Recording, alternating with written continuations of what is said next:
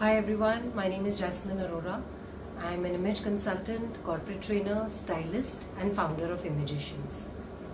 Today on World Mental Health Day, I want to talk about mental health, of course. So what is depression? Depression is basically when your body, which is supposed to produce happy hormones like serotonin or dopamine, the body produces it in a low amount. Hence there is a hormonal imbalance, and so let's say you are facing some anxiety, some depression, or something has happened in your life which you have not liked, or sometimes something doesn't have to happen at all. Okay, now sometimes the body's auto response is such that these happy hormones are not released in a good quantity, so we all do feel low at times. Okay, now that is normal, that is absolutely normal. What you need to do is that you need to work on your comeback rate.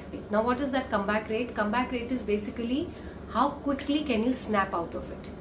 So I have done a whole research and study on this. When I say comeback rate, there are three options that you have. One is a shortcut.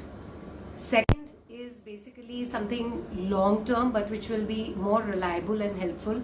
And third is something that I don't really recommend. So the shortcuts are basically your quick mood uplifters. It could be listening to music, or maybe just going out for some sport, or maybe some retail therapy, meeting a friend, just dancing it out. Second is a long-term solution, which is more reliable, which is what I highly recommend, is your daily pranayams, your anulom vilom, your yoga, your breathing exercises. So what happens is that just by focusing on your breath, taking deep breaths, you're releasing a lot of toxins from your body, and you're also, what you're doing with anulom vilom and bhastrika, brahmari, all these things, what you're also doing is you're balancing the hormones in your body. Now what does it mean? That means your happy hormones are getting released again in the body, and hence you're feeling your chirpy self, your nice, your happy self again.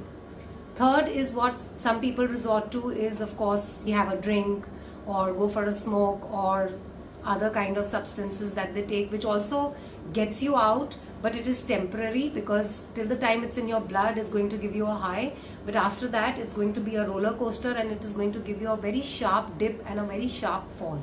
So that's the third option, which is what I don't recommend. Hence I would say that it happens to all of us. We don't need to stigmatize it.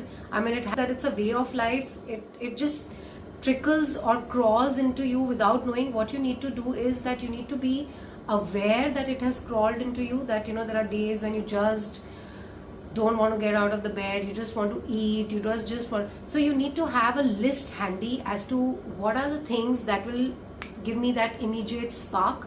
Now for me, it's something very silly, like the day I do my hair, I mean, there I put on some music and I dance, and that gets me out. I sometimes watch very funny videos, that gets me out, that is my immediate spark. But if you don't want it to crawl into your system, then then of course your yoga, pranayam, breathing, brahmari, all those things, anulom vilom, they work like vitamin C in your body. It's something like it's an immunity booster. If you do it daily, you will not fall sick.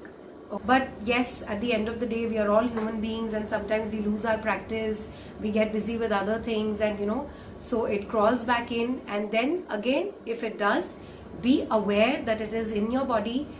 Just take out your list of things that you have and just see what all things that you can do that will give you that immediate spark and get you out in your game.